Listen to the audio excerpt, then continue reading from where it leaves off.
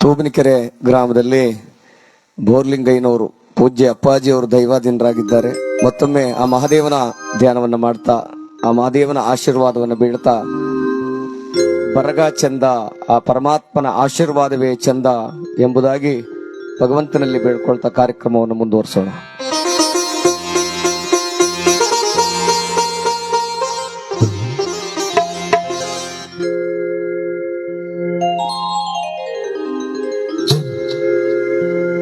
ನಡುಮಲೆ ಮ್ಯಾಲೆ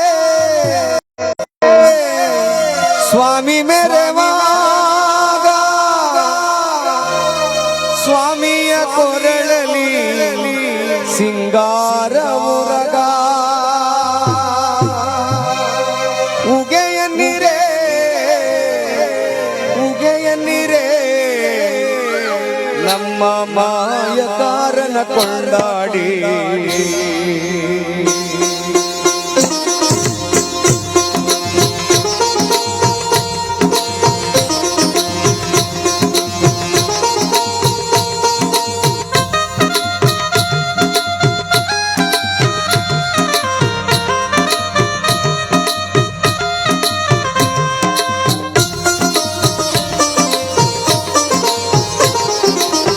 ಬರಗ ಚಂದ ಬರಗ ಚಂದ ಕಣ್ಣಯ್ಯನ ಬರಗ ಚಂದ ಬರಗಾನ ಮ್ಯಾಲೆ ಮೈಕಾರ ಚಂದ ಬರಗಾನ ಮ್ಯಾಲೆ ಮೈಕಾರ ಚಂದ ಚಂದವ ನೋಡಿ ಉಗೆಯನ್ನಿರೇ ಉಗೆಯನ್ನಿರೇ ನಮ್ಮ ಮಾಯಕಾರನ ಕೊಂಡಾಡಿ ಬರಗ ಚಂದ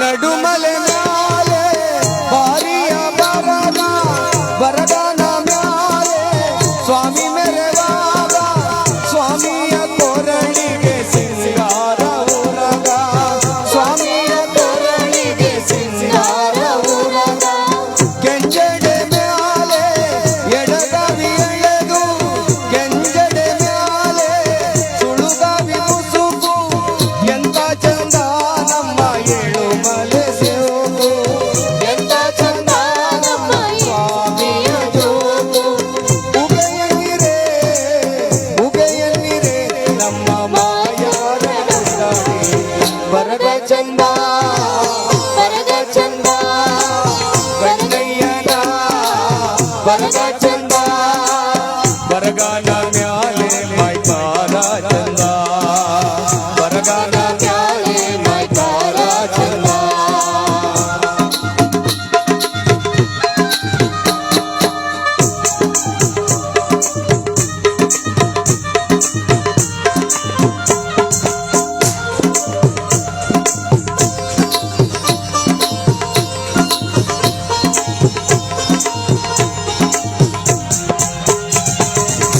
ಪಳ ಪಳ ಒಳೆವ ಬೆಳ್ಳಿಯ ತೇರು ತಳತಳ ಒಳೆವ ಚಿನ್ನದ ತೇರು ಮಾದೇವನಲ್ಲದೆ ಮೆರೆಯೋರು ಯಾರು ಮಾದೇವನಲ್ಲದೆ ಮೆರೆಯೋರು ಯಾರು ಮಲೆ ಮಲೆಯಲ್ಲೂ ಮಹಾದೇವ ಮಹಿಮೆ ಗಿರಿತೊರೆ ಜರಿಯಲ್ಲೂ ಅವನ ಜಯಿಮೆ ಎಂತ ಚಂದ ಎಮ್ಮ ಏಳು ಮಲೆ ಸೇವೆ ಎಂತ ಚಂದ ನಮ್ಮ ಏಳು ಮಲೆ ಸೇವೆ ಉಗೆಯನ್ನಿರೇ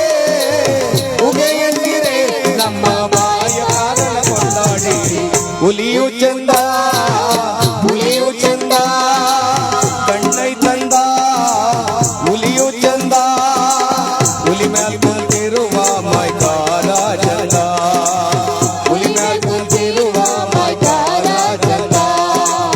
ಎಬ್ಬುಲಿ ಏರಿ ಕಿರುನಗೆ ತೀರಿ ಮಾದೇವ ಮೇರೆವ ಚಂದವ ನೋಡಿ ಉಗೆಯಂದಿರೆ, ಉಗೆಯಂದಿರೆ ನಮ್ಮ ಮಾಯವಾದನ ಕೊಂಡಾಡಿ. ಬರಗ ಚಂದ, ಬರಗ ಚಂದ, ಗಣ್ಣೈ ತಂದ ಬರಗ ಚಂದ. 77 ಬೆಟ್ಟಗಳ ಒಡೆಯ ಮಾಯ್ಕಾರ್ ಮಾದಪ್ಪನ ಪಾದಕ್ಕೊಂದ್ಸರುಗೇಂದ್ರಪ್ಪ.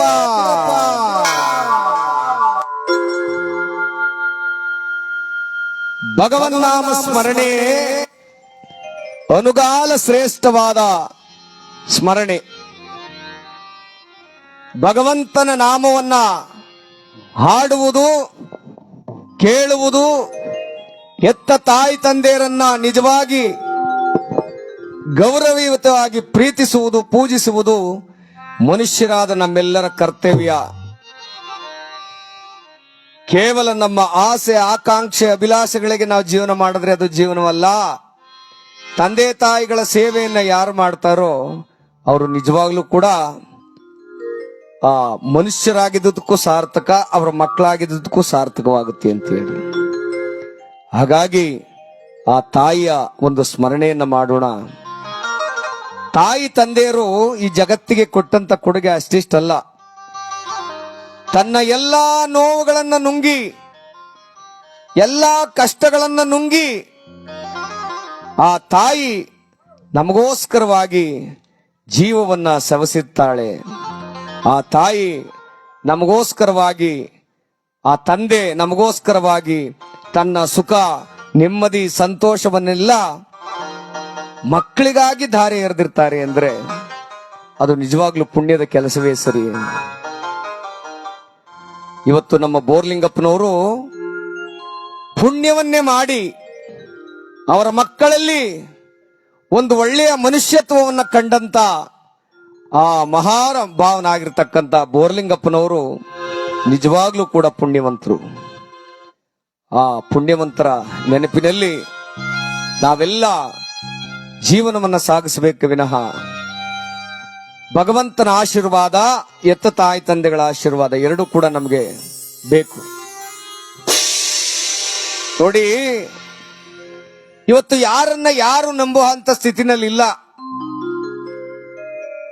ಜೊತೆಲಿದ್ದು ಮೋಸ ಮಾಡ್ತಾರಲ್ಲ ಅವರಂತ ಕ್ರೂರವಾದ ವ್ಯಕ್ತಿಗಳು, ಅವರಂತ ಮಿತ್ರದ್ರೋಹಿಗಳು ಇನ್ನೊಬ್ರಿಲ್ಲ.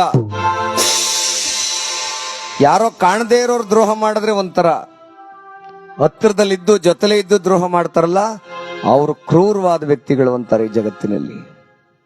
ಹಾಗಾಗಿ ಅಂತವರಿಂದ ಸ್ವಲ್ಪ ದೂರ ಇದ್ದು ಚಾಡಿ ಮಾತಿಗೆ ಕಿವಿಗೊಡದೆ ಅಪ್ಪ ಅಮ್ಮನನ್ನ ಚೆನ್ನಾಗಿ ನೋಡ್ಕೊಳ್ಳುವಂತ ಕಾಯಕದಲ್ಲಿ ನಾವೆಲ್ಲ ಇರಬೇಕು.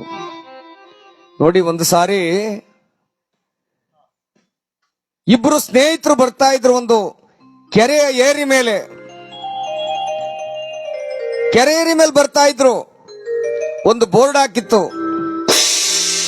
ಯಾರಾದ್ರೂ ನೀರಿಗೆ ಬಿದ್ರೆ ಅವರನ್ನ ರಕ್ಷಣೆ ಮಾಡಿದ್ರೆ ಅವ್ರಿಗೆ 5,000 ದುಡ್ಡು ಸಿಗುತ್ತೆ ಅಂತೇಳಿ ಪಂಚಾಯತಿ ಅವರೊಂದು ಬೋರ್ಡ್ ಹಾಕಿದ್ರು.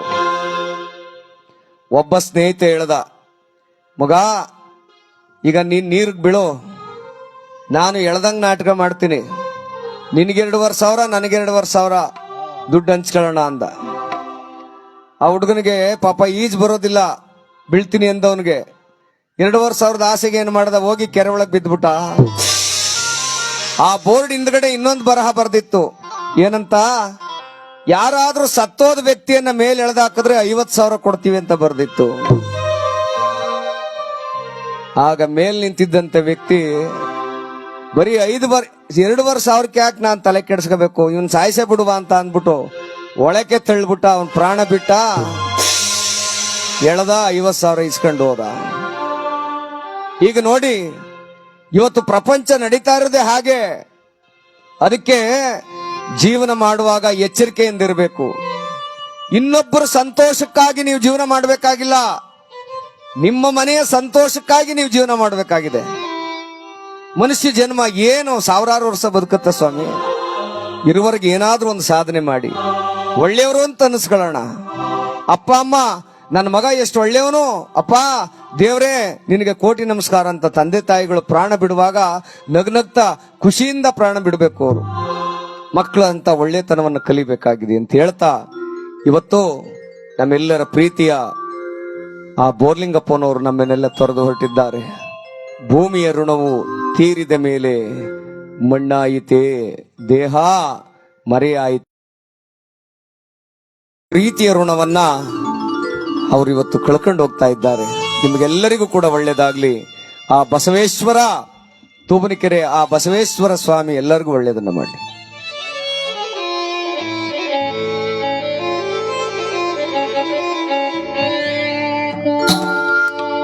ಬರಿದಾದ ದೇಹ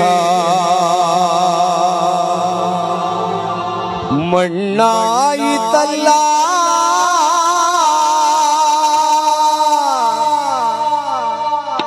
ಬೋರ್ಲಿಂಗಯ್ಯ ಎಂಬ ಹೆಸರು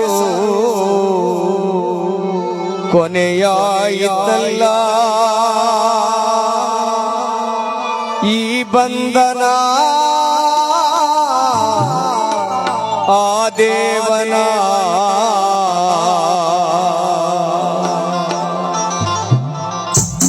ನೆರಳಂತೆ ಅವರ ಎಂದು ಕರೆದೊಯ್ಯಿತೆ.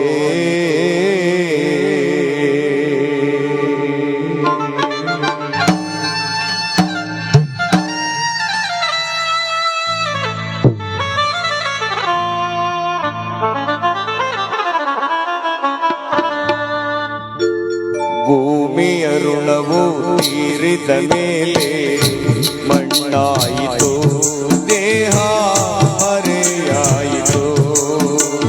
ಭೂಮಿಯ ಋಣವು ತೀರಿದ ಮೇಲೆ ಮಣ್ಣಾಯಿತು, ದೇಹ ಮರೆಯಾಯಿತು.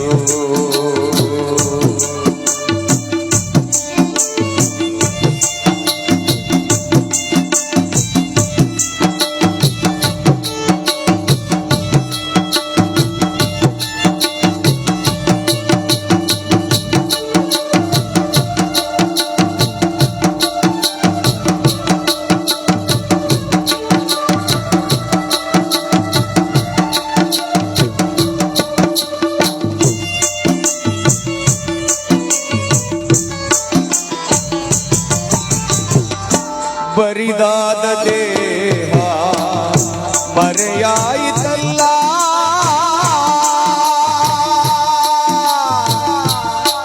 ಅಪ್ಪ ಎಂಬ ಹೆಸರು ಕೊನೆಯಾಯಿತಲ್ಲ.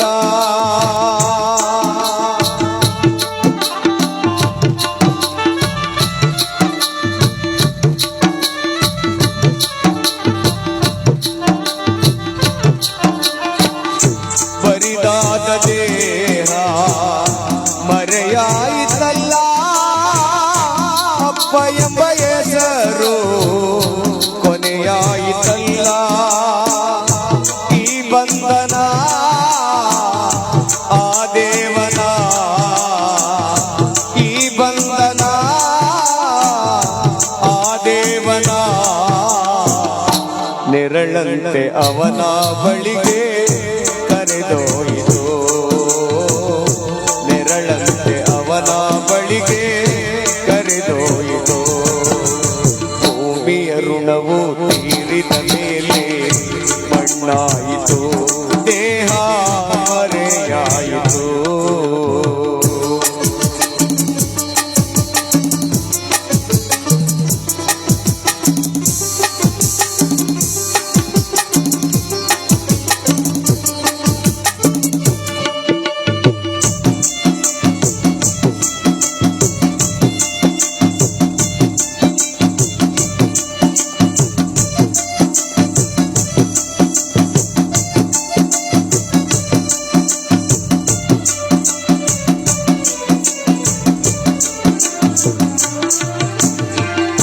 ಹುಟ್ಟಿದ ಊರ ಬಿಟ್ಟೋದಿರಲ್ಲ, ಕಟ್ಟಿದ ಈ ಮನೆಯ ಬಿಟ್ಟು ಬಿಟ್ಟೋದಿರಲ್ಲ.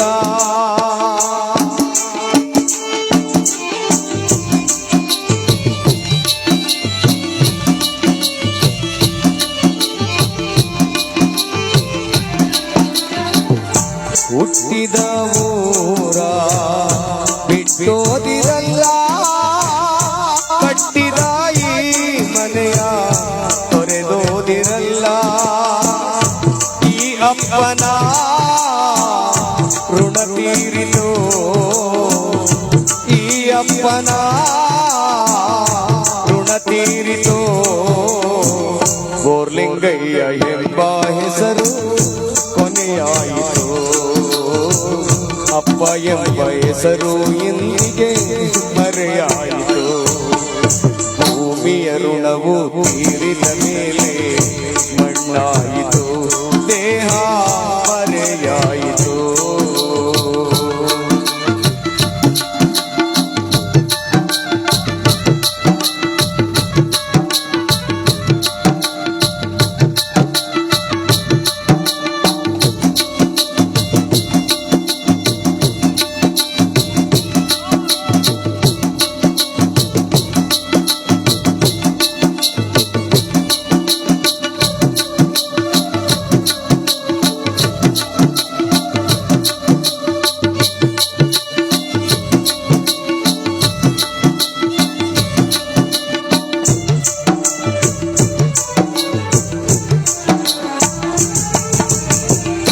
ಹೆತ್ತಂದ ಮಕ್ಕಳ ಬಿಟ್ಟೋದಿರಲ್ಲ, ತಾಳಿ ಕಟ್ಟಿದ ಸತಿಯ ಮರೆತೋದಿರಲ್ಲ.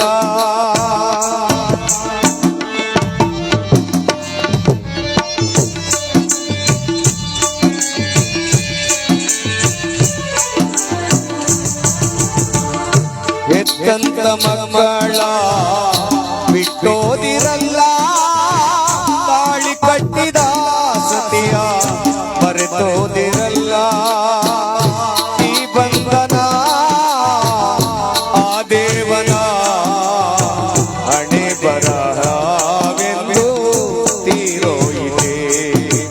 ಭೂಮಿಯ ಋಣವು ತೀರಿದ ಮೇಲೆ ಮಣ್ಣಾಯಿತು, ದೇಹ ಮರೆಯಾಯಿತು.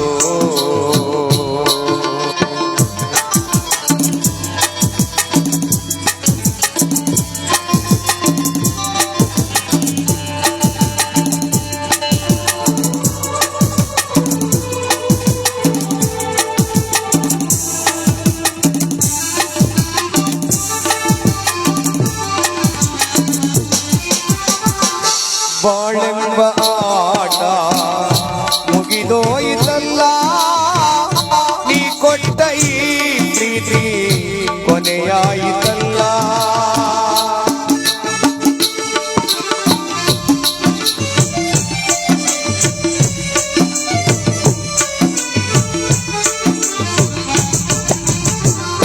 ಬಾಳೆಂಬ ಆಟ ಮುಗಿದೋಯಿತಲ್ಲ, ಕೊಟ್ಟ ಈ ಪ್ರೀತಿ ಕೊನೆಯಾಯಿತಲ್ಲ. ನಿನ್ನ ಮಕ್ಕಳ ಋಣ ತೀರಿದೆ, ನಿನ್ನ ಮಡದಿಯ ಋಣ ತೀರಿದೆ. ಬೋರ್ಲಿಂಗಪ್ಪ ಎಂಬ ಹೆಸರು ಕೊನೆಯಾಯಿತು. ಅಪ್ಪ ಅವ್ವ ಅಪ್ಪ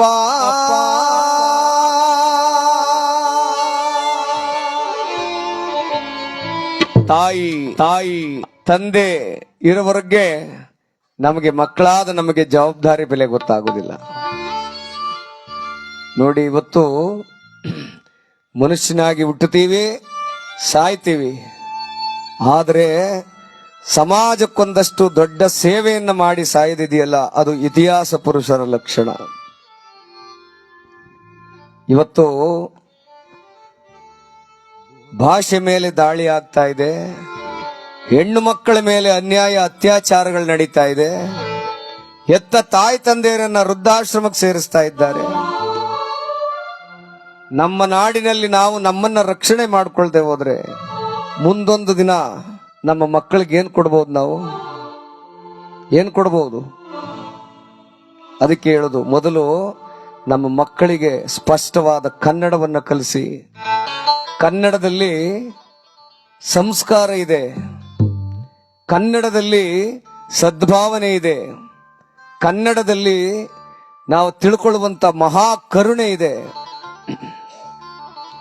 ಹಾಗೆ ಎತ್ತ ತಾಯಿ ತಂದೆಯರನ್ನ ಸೇವೆ ಮಾಡುವಂತ ಗುಣ ಕನ್ನಡದ ಮಣ್ಣಿನಲ್ಲಿ ಅಗಮ್ಯವಾಗಿ ಬಂದಿದೆ. ನೋಡಿ, ದೊಡ್ಡ ದೊಡ್ಡ ಈ ITBT ಕಂಪನಿಯಲ್ಲಿ ದೊಡ್ಡ 2-3 ಲಕ್ಷ ಸಂಬಳ ತಕೊಳ್ಳೋರು ತಾಯಿ ತಂದೆನ ನೋಡ್ಕೊಳ್ಳೋದೇನೆ ವೃದ್ಧಾಶ್ರಮಕ್ಕೆ ಬಿಟ್ಬಿಡ್ತಾರೆ. ಆದ್ರೆ ಒಂದೇ ಒಂದು ಸಂತೋಷ ಏನು ಅಂದ್ರೆ, ನಮ್ಮ ಹಳ್ಳಿಗಾಡಿನ ಜನ ಯಾವತ್ತೂ ತಾಯಿ ತಂದೆಗಳನ್ನ ಅನಾಥಾಶ್ರಮಕ್ಕೆ ಬಿಟ್ಟಿಲ್ಲ. ಒಂದು ಚಪ್ಪಾಳೆ ನೀಡಬಹುದು ದಯಮಾಡಿ ಎಲ್ಲರೂ ಕೂಡ. ನಮ್ಮ ರೈತರು ತಾಯಿ ತಂದೆಯನ್ನ ಕಷ್ಟನೋ ಸುಖನೋ ಜೋಪಾನವಾಗಿ ಸಾಕ್ತಾರೆ. ಆದ್ರೆ ಹೆಚ್ಚು ವಿದ್ಯಾವನ್ನ ಕಲ್ತಂತವ್ರೆ ಕೆಲವು ಜನ ತಾಯಿ ತಂದೆನ ನಾಯಿ ಮರಿಗಳಾಗಿ ತಗೊಂಡೋಗಿ ಆ ವೃದ್ಧಾಶ್ರಮಕ್ಕೆ ಬಿಟ್ಬಿಡ್ತಾರೆ. ಒಂದ್ಸಾರಿ ನೆನ್ಪಿಟ್ಕೊಳ್ಳಿ, ಒಂದು ನಾಯಿ ಕಳೆದೋಗಿತ್ತಂತೆ. ಶ್ರೀಮಂತ ಅವನು, 2 ಲಕ್ಷ ಸಂಬಳ, ಸೊಸೆಗೆ 2 ಲಕ್ಷ ಸಂಬಳ, ಮನೆಯಲ್ಲಿ ತಿಂಗಳಿಗೆ 4 ಲಕ್ಷ ಸಂಬಳ ಬರುತ್ತೆ. ಒಂದ್ ನಾಯಿ ಕಳೆದೋಯ್ತು. ಪೇಪರ್ನಲ್ಲಿ ಒಂದು ಅಡ್ವರ್ಟೈಸ್ಮೆಂಟ್ ಕೊಡಿಸಿದ್ರು, ಸ್ವಾಮಿ ನಮ್ ನಾಯಿ ಕಳೆದೋಗಿದೆ, 2 ಲಕ್ಷದ ನಾಯಿ, ದಯಮಾಡಿ ಹುಡಿಕೊಡಿ ಅಂತೇಳಿ. ಒಂದು ವಾರ ಆದ್ಮೇಲೆ ಆ ನಾಯಿ ಕಳೆದೋಗಿತ್ತಲ್ಲ, ಆ ಯಜಮಾನನಿಗೆ ಒಂದು ಫೋನ್ ಕರೆ ಬರುತ್ತೆ. ಸ್ವಾಮಿ ನಿಮ್ಮ ನಾಯಿ ನಮ್ಮ ಹತ್ರ ಇದೆ, ನಮಗೆ 1 ಲಕ್ಷ ಏನೋ ಬಹುಮಾನ ಕೊಡೋದು ಬೇಡ, ನಿಮ್ ನಾಯಿ ನೀವೇ ಇಟ್ಕೊಳ್ಳಿ, ಬಂದು ನಾಯಿಯನ್ನ ಕರ್ಕೊಂಡೋಗಿ ಸ್ವಾಮಿ. ಎಲ್ಲಿ ಅಡ್ರೆಸ್ ಹೇಳಿ ಅಂದಾಗ, ಈಗ 1 ತಿಂಗಳ ಹಿಂದೆ ನಿಮ್ಮ ತಾಯಿಯನ್ನ ಕರ್ಕೊಂಡು ಬಂದು ವೃದ್ಧಾಶ್ರಮಕ್ಕೆ ಬಿಟ್ಟಿದ್ರಲ್ಲ, ನಾಯಿ ಅವರನ್ನ ಹುಡಿಕೊಂಡು ಈ ಜಾಗಕ್ಕೆ ಬಂದಿದೆ ಸ್ವಾಮಿ, ಬಂದು ಕರ್ಕೊಂಡೋಗಿ ಅಂದ್ರಂತೆ. ಅಪ್ಪ, ಆ ನಾಯಿಗಿರುವಂತ ನಿಯತ್ತು, ಕರುಣೆ, ಅನುಕಂಪ ಎತ್ತ ಮಕ್ಕಳಿಗಿಲ್ದೆ ಹೋಯ್ತಲ್ಲಪ್ಪ. ನಾಯಿ ತನ್ನೊಡತಿಯನ್ನ ಬಿಟ್ಟಿರಲಾರದೆ ಆ ವೃದ್ಧಾಶ್ರಮಕ್ಕೆ ಕರ್ಕೊಂಡೋಗಿದೆಯಲ್ಲ. ಮಕ್ಕಳು ಆ ನಾಯಿಗಿಂತ ಕೀಳಾಗಿ ತಾಯಿಯನ್ನ ವೃದ್ಧಾಶ್ರಮದಲ್ಲಿ ಬಿಟ್ಟು ಅವರ ಕೀಳಾಗಿ ಕಾಣ್ತಾ ಇದ್ದಾರೆ. ಇದು ಯಾವತ್ತೂ ಆಗ್ಬಾರ್ದು. ಮಕ್ಕಳಿಗೆ ಸಂಸ್ಕಾರವನ್ನು ಹೇಳ್ಕೊಡಿ, ಮಕ್ಕಳಿಗೆ ಜೀವನವನ್ನು ಹೇಳ್ಕೊಡಿ, ಮಕ್ಕಳಿಗೆ ಹಿರಿಯರ ಮಾರ್ಗದರ್ಶನ ಕೇಳಬೇಕು ಅನ್ನೋದನ್ನು ಹೇಳ್ಕೊಡಿ. ಯಾರು ತಲೆಬಾಗಿ ನಡಿತಾನೋ ಮುಂದೊಂದು ದಿನ ಅವನು ತಲೆ ಎತ್ತಿ ಮೆರೆಯುವಂತೆ ಮಾಡ್ತಾನೆ ಭಗವಂತ. ಇವತ್ತೇ ತಲೆ ಎತ್ತಿ ಮೆರೆದ್ರೆ ಅವ್ರಿಗೆ ಯಾವ್ಯಾವ ಟೈಮಲ್ಲಿ ಅವನಿಗೆ ಶಿಕ್ಷೆ ಕೊಡಬೇಕೋ ಭಗವಂತ ಕೊಟ್ಟೆ ಕೊಡ್ತಾನೆ. ಹಾಗಾಗಿ ಎತ್ತ ತಾಯಿ ತಂದೆಯರ ಪಾದಕ್ಕೆ ಗೋವಿಂದ.